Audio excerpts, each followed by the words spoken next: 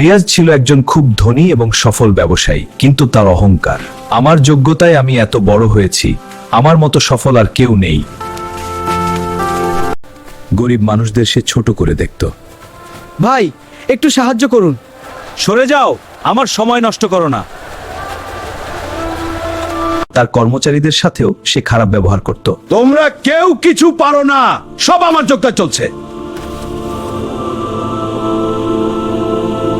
তার স্ত্রী তাকে বারবার সাবধান করত। অহংকার করো না, আল্লাহ যা দিয়েছেন সেটা তারই নিয়ামত। তুমি কিছু বোঝো না, আমি যা হয়েছি নিজের চেষ্টায় হয়েছি। সে নামাজ পড়ত, কিন্তু তার মনে অহংকার থাকত। আল্লাহ, আমাকে আরো সফল করো, আমি তো অনেক বড়। এক রাতে রিয়াজ ঘুমিয়ে পড়ল। সে একটা ভয়ঙ্কর স্বপ্ন দেখল।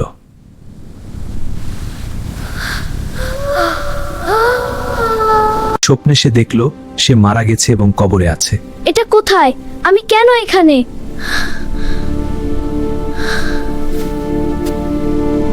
দুই ফেরেশতা এসে দাঁড়ালেন। রিয়াজ, তুমি দুনিয়াতে কি করেছো?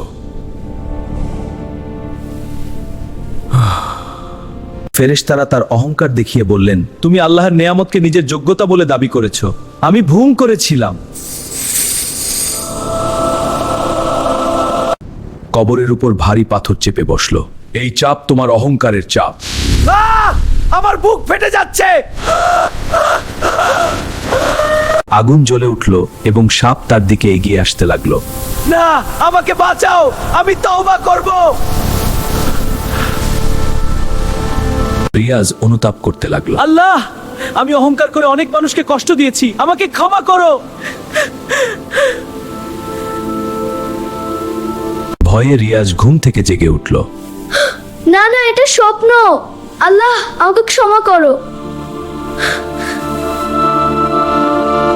সে তার স্ত্রী ও ছেলে মেয়েদের জড়িয়ে ধরে কাঁদতে লাগলো। অনেক অন্যায় করেছি, আজ থেকে আমি অহংকার ছেড়ে দিব।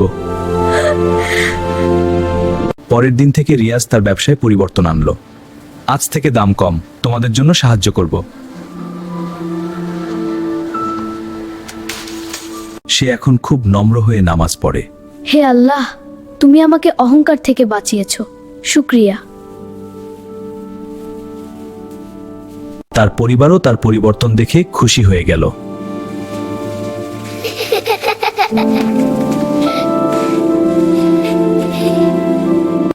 সে এখন গরিবদের সাহায্য করে এবং অহংকার ছেড়ে দিয়েছে।